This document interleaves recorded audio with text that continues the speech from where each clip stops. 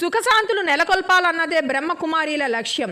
శరీరానికి వ్యాయామం ఎంత అవసరమో మనస్సుకు కూడా అంతే అవసరమని బ్రహ్మకుమారి రమాదేవి పేర్కొన్నారు. కార్తీక మాసం పర్వదినాన్ని పురస్కరించుకుని మంగళవారం కాకినాడ రాజాజీ వీధిలో ఉన్న బ్రహ్మకుమారి భవనంలో మీడియా మిత్రులతో ఆధ్యాత్మిక ఆత్మీయ సమావేశంను ఆమె నిర్వహించారు. ఈ సందర్భంగా రమాదేవి మాట్లాడుతూ భారతదేశం ఒక ఆధ్యాత్మిక శక్తి అని కొనియాడారు. నైతిక విలువలను పెంపొందించి అందరి జీవితాలలో సుఖశాంతులను నెలకొల్పాలన్నదే బ్రహ్మకుమారిల లక్ష్యం అన్నారు. ఈ నెల 21వ తేదీన బంగారు రథంపై సోమనాథేశ్వరుడు కాకినాడ నగరంలో ప్రజలకు దర్శనం ఇస్తారని, ఆ రోజు జరుగు రథయాత్రను విజయవంతం చేయాలని కోరారు.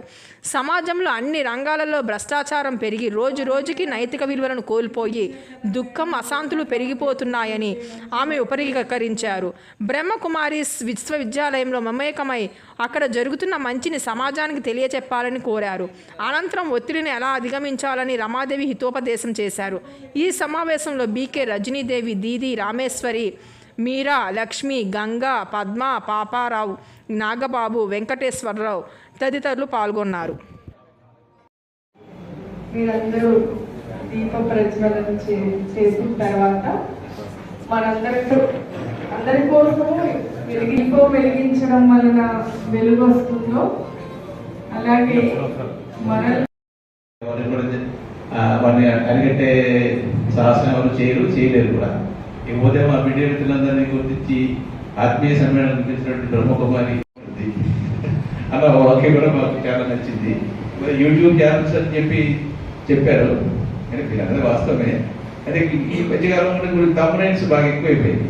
ఇప్పుడు ఉదాహరణ అంటే లోపల బ్యాటరీ ఉండదు, సింపుల్గా కంప్లైంట్ పెట్టినట్టు త్వరలో మరోసారి జగన్ అంటే దినాలందరూ ఏమంటారు, జగన్ త్వరలో అనుకుంటారు, కానీ ఓపెన్ చేసి ఏముండదు అక్కడ.